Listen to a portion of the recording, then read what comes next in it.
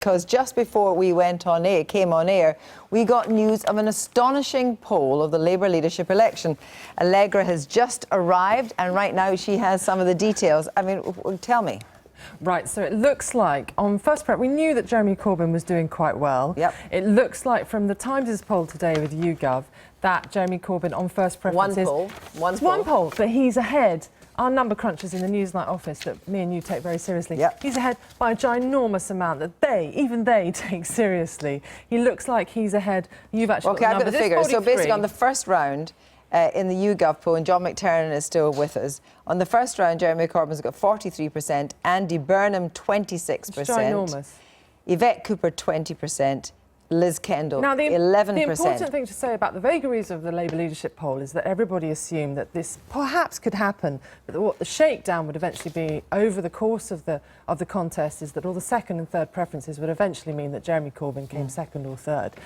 What we're seeing this evening is that actually you have in the runoff. Yep. So the runoff here means that in the end, what you would have would be a race, obviously, between Jeremy Corbyn, Andy Burnham, and Corbyn will be on 53%, yep. and Andy Burnham on 47%. This latter figure, the actual eventual result, is scary for the Labour Party, for some of the Labour people I've spoken to this evening, and no, John McTernan will say this, because no one thought, at the end of the day, Jeremy Corbyn would come first. The number the Times newspaper has this morning, or this evening and tomorrow morning, has him ahead. Now, this last number is the margin of error. So that's a bit squeaky. Yeah. The first number, which is first preference, it's not squeaky at all. No. He is ahead by a country mile. Now, Labour people I've spoken to this evening say this is a necessary part of the process. Weeding it, shaking it down.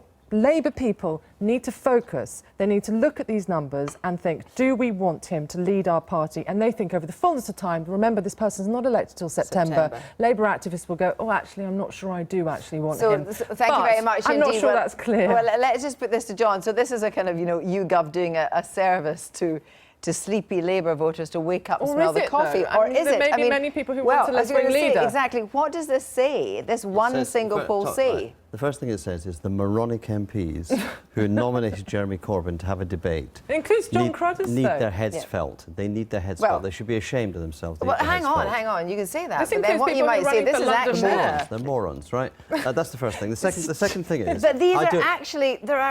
You do accept there are Labour members and indeed people in the country that do support Jeremy Corbyn. I mean, it's not a chimera. Political parties are full of suicidally inclined activists. Okay. And clearly some of our members are suicidally inclined.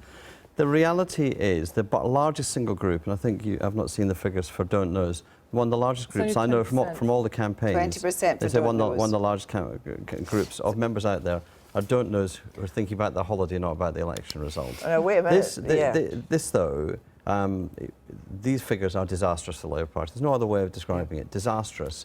And the consequence is that the other candidates for leadership have to decide who is the ABC candidate.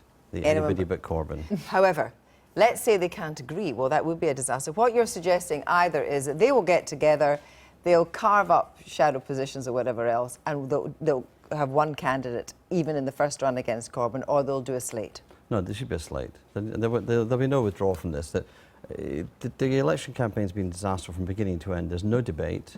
There's only one analysis, a failed Bennite analysis from the 80s. The only opposing analysis is Liz's analysis, and whenever she puts forward an idea, the debate's closed down by Yvette and Andy. It's been the worst leadership campaign of many bad leadership campaigns I've seen in my Thank you, John. But just finishing with you, Allegra, I mean, John says, and in fact, you see, of course, this is not a long way off, it's to September, but as John said, we've got intervening holidays where people don't actually have their eye on the ball. And who is going to grasp this and shake it down? The Corbynites or the others? I think the momentum appears to have gone from Liz Kendall's campaign, and she seemed to be the person who was the counterbalance to the Corbyn one. The other two are trying to scoop up the second and third preferences, and it seems to be a counsel for being very safe. So the problem is, in the fullness of time, it's basically shifted the Labour Party contest to the left. Do you think, like John, that nobody will drop out, or could you see Liz Kendall dropping out if there's another poll that put it like this? Or she's Liz in Kendall for the long is not a quitter. Liz Kendall's not a quitter. She's many things, she's not a quitter. So they're all in for the long haul. They're in for the long haul. The problem for Liz Kendall appears to be that she was running in a race and the landscape within the party has changed. Thank you both very much indeed.